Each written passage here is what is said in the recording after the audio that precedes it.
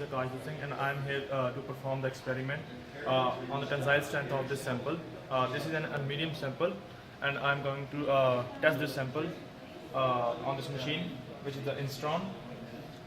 It is the ultimate tensile strength checking machine. These are its jaws: the upper jaw, the lower jaw.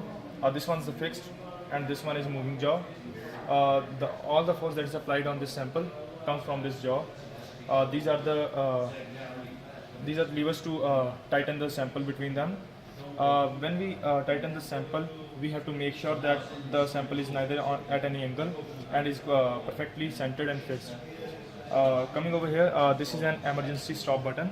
Like in case of any emergency or any mishappening, the first step we are going to take is to press this button so that the machine stops completely.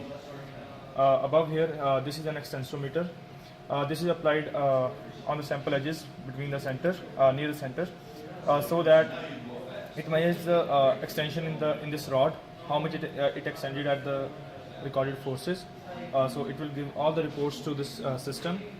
This system runs a software called the Blue Hill, which is totally connected to the whole system, the Instron, and it gives a final report to us once the experiment is completed. To the next step, we will install this specimen into the jaws. First into the lower jaw, and then tighten it. It should not be at any angle.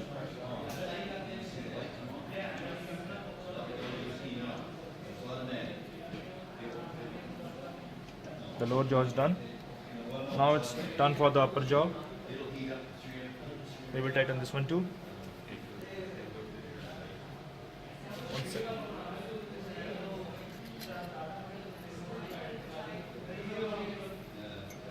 Yes. No, it's not at an angle. Tightening the upper jaw. And once we make sure that the jaws are perfectly tightened, we are done with its installing. Install the extensometer.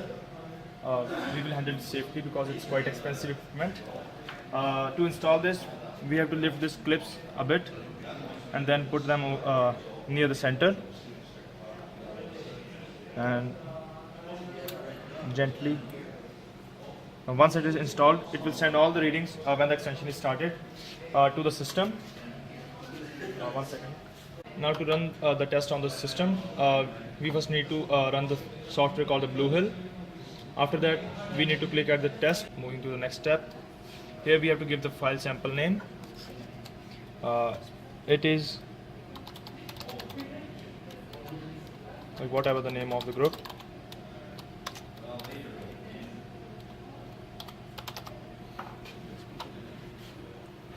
Going to the next step. This window, it is asking for the specimen label. It's the aluminium. And now we are going to fill its thickness. We have measured its thickness and width using the vernier caliper earlier. Its thickness is 0.184.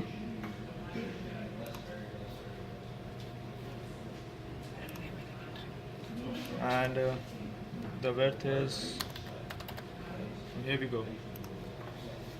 Now here are some instructions, the steps we have to use to perform this experiment. The first two steps we have, the first three steps we have already done, and now the next is to calibrate the extensometer. Like here it's written that we have to calibrate the extensometer over here. Calibrate. We have to wait for a bit.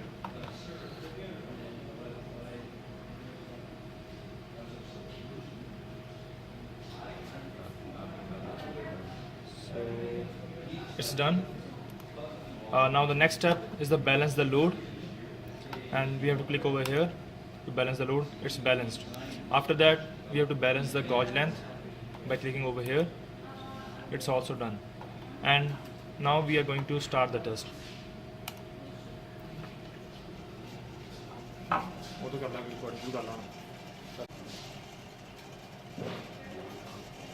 So the force is increasing, and also the stress on this metal specimen is also increasing. We can see from the graph the load and the extension is increasing. And And here's a message that we have to remove the sensometer right now.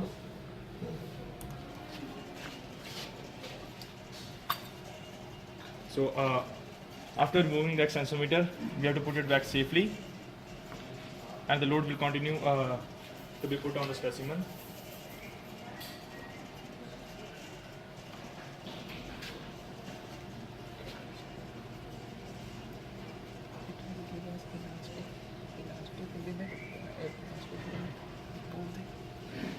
It is the elastic limit, and it's continuously increasing the load, and the extension is also increasing the metal sample.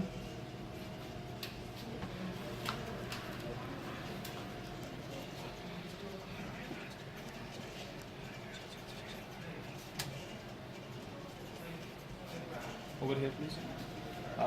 This region is its elastic limit, and the point over here, it's the yield point. It's the intersection of this graph and the 0.2% of the, and the region over here, it is a plastic region. So this sound was of breaking of the specimen, and it's broken into two parts. Now we have to remove the specimen.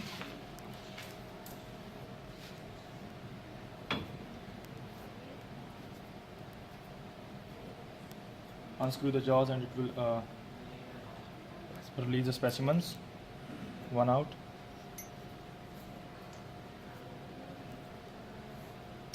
And here's the second one.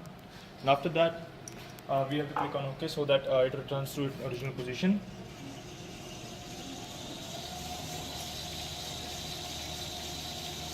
Report of the complete experiment. Here we can see the graph increases rapidly over here, then stabilizes over here, and then falls down.